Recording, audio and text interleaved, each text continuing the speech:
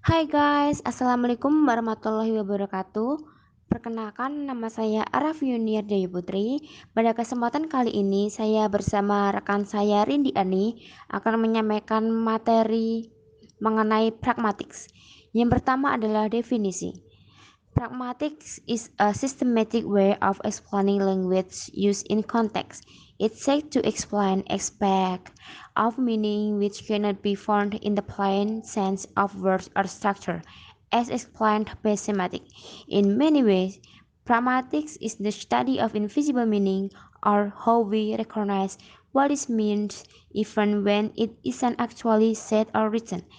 In order for that to happen, speakers or writers must be able to depend on a lot of such assumption and expectation when they try to communicate.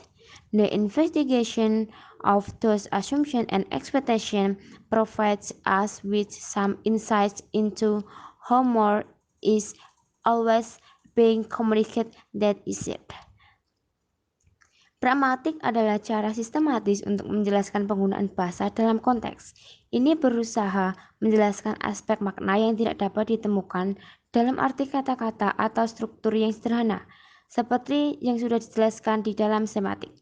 Dalam banyak hal, pragmatik adalah studi tentang makna tak terlihat atau bagaimana kita mengenali apa yang dimaksudkan bahkan ketika itu tidak benar-benar dikatakan.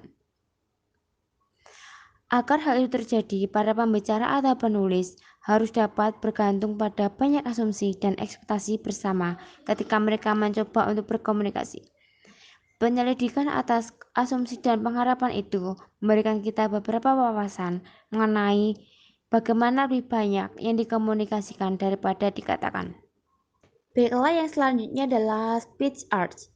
We have been considering ways in which we interpret the meaning of utterance in terms of what the speaker intended to convey. We have not yet considered the fact that we usually know how the speaker intends us to take or interpret the function of what is said.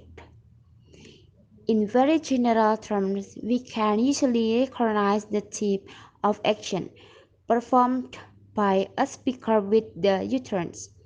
We use the term speech act to describe action such as requesting, commanding, questioning, or informing.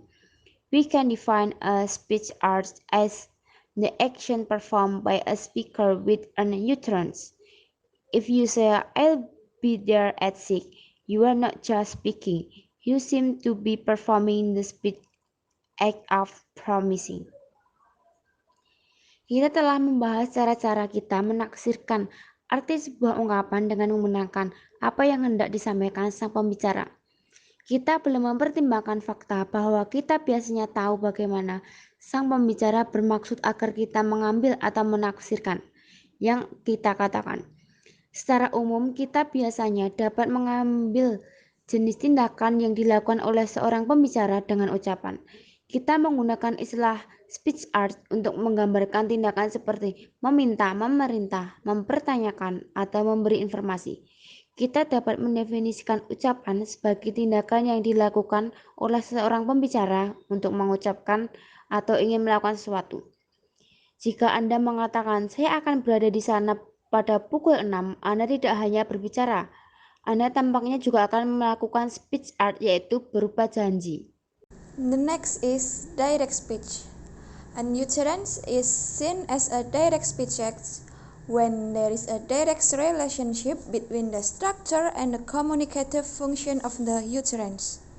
Direct speech acts therefore explicitly illustrate the intended meaning the speaker has behind making that utterance. Jadi, suatu tuturan dikatakan sebagai direct speech act apabila terdapat hubungan langsung antara struktur dan fungsi komunikatif dalam tuturan tersebut.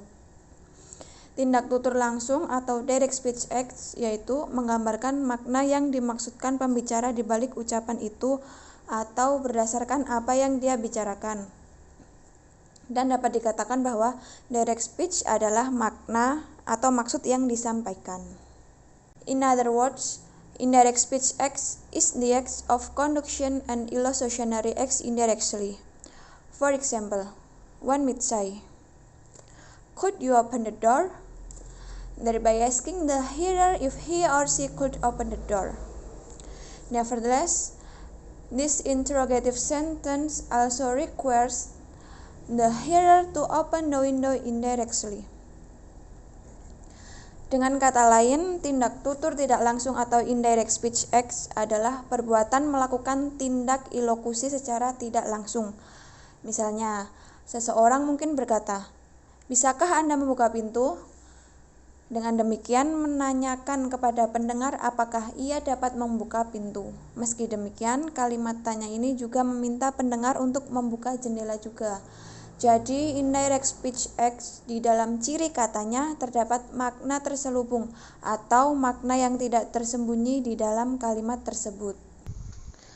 The last one is pragmatic ambiguity.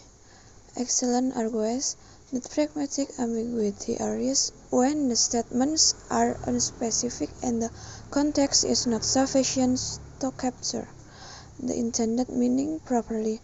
The missing information must be inferred. Excellent berpendapat bahwa ambiguity pragmatics muncul ketika pernyataan tidak spesifik dan konteksnya tidak cukup untuk menangkap makna yang dimaksudkan dengan benar. Jadi, informasi yang hilang harus disimpulkan. Sekian yang dapat kami sampaikan. Bila terdapat beberapa kesalahan dalam pengucapan kami, mohon maaf. Wassalamualaikum warahmatullahi wabarakatuh. See you.